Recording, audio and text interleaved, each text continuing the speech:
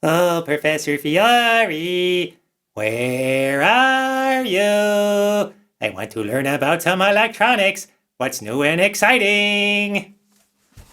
Well, Bucky, I'm right over here. You want to know what's new and exciting? Yes, I do. I very much do. Okay, let me tell you. The big exciting thing is second edition of the Semiconductor textbook.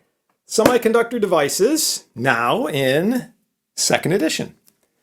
So, what's new? Well, before I even talk about what's new, it's still free. This is still an open educational resource. You can still download this for free on my websites, mvcc.edu/jfiore, dissidence.com, or jimfiore.org. You can download this for free in PDF or ODT, which is Open Document Text. Use your favorite word processor on it. I happen to like OpenOffice and LibreOffice. You can also get print version cheap on Amazon, or even a Kindle version if that's what floats your boat. Okay.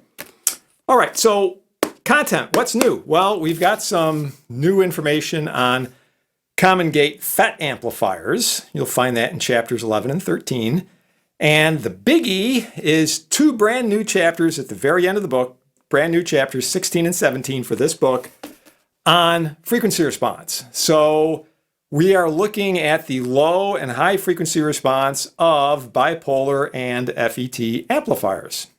So you can now discover, hey, how far down in frequency does this amplifier go? Does it go down to 100 hertz, 50 hertz, 10 hertz? What is it?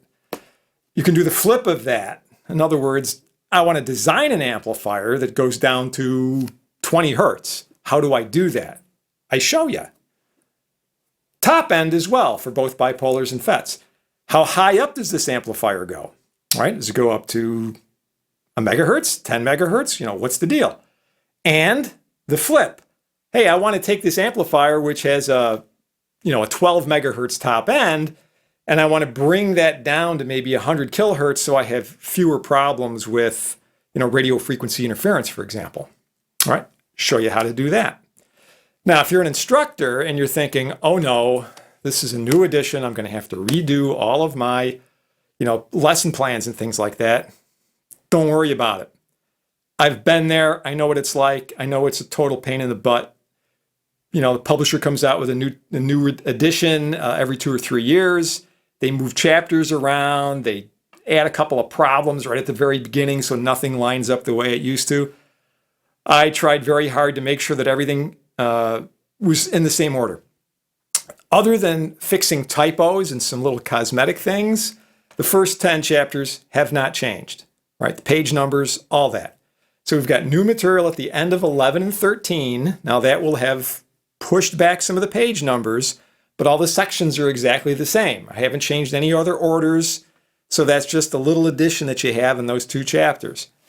Now, all of the good stuff, the big stuff, the lots of pages, that's the last 2 chapters. So even if you don't cover that material, right? Let's say you use that in another course. You have other things you want to do. Maybe you just don't even cover it. Hey, fine. Just ignore those last 2 chapters. Just ignore 16 and 17. That's up to you, right? That's however your course is designed. But if you want to extend it, if you want to use this material, hey, you've got 2 new chapters. Okay, discover what the frequency response is. And if you're wondering, hey, what about video? You have video support for this? Well, of course there's going to be video support for this.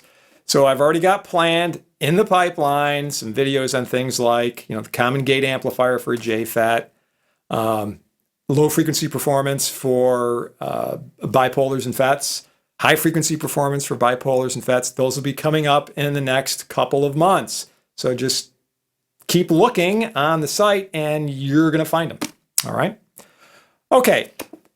We've actually added about 20% new content. So this book, the first edition, and I'm actually holding up a first edition here.